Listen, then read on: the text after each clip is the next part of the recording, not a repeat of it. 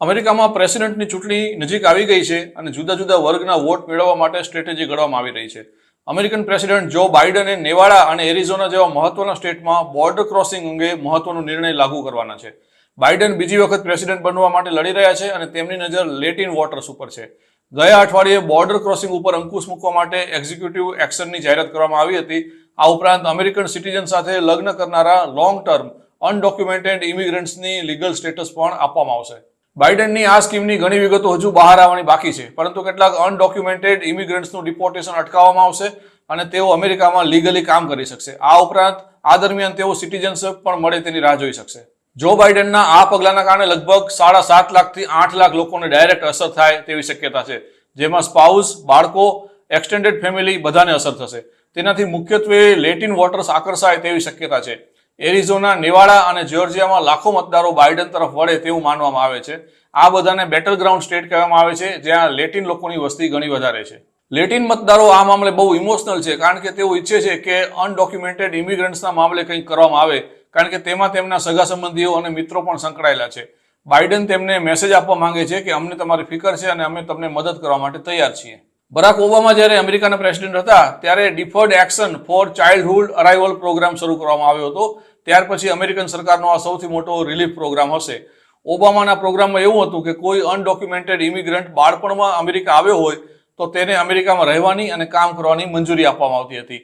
2012માં Obama પોતાનું રીઇલેક્શન કર્યું ત્યારે તેમણે આ પ્રોગ્રામ જાહેર કર્યો હતો. હવે બાઇડન પણ આવો જ એક પ્રોગ્રામ રજૂ કરવાના છે અને તેની ચર્ચા ચાલુ છે.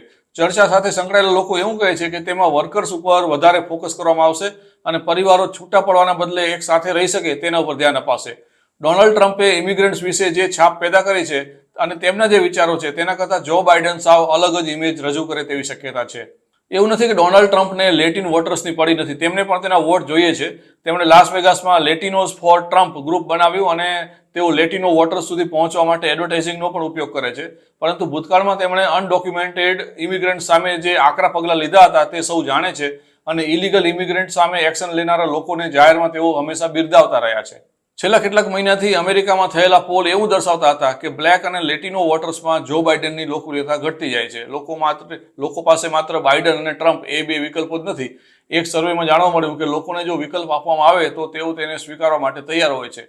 થર્ડ પાર્ટી કેન્ડિડેટ એટલે કે ઉમેદવાર સામેલ કરવામાં આવે ત્યારે બાઇડનનો સપોર્ટ ઘટીને 47% થઈ જાય છે, જ્યારે ટ્રમ્પનો સપોર્ટ માત્ર 34% રહે છે.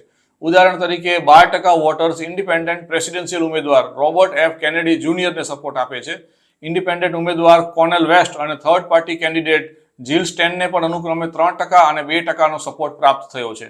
2020ની ચૂંટણીમાં લેટિનો વોટર્સ બાઇડનની પડખે ઉભા રહ્યા હતા અને આ વખતે બાઇડનને તેમના વોટની ખાસ જરૂર પડશે. બીજી એક રસપ્રદ વાત એ છે કે જ્યારે બાઇડનને લેટિન મહિલાઓનો ઓછો ટેકો મળ્યો છે ત્યારે ટ્રમ્પને લેટિન પુરુષો ઓછો ટેકો આપે છે અને મહિલાઓ વધુ ટેકો આપે છે.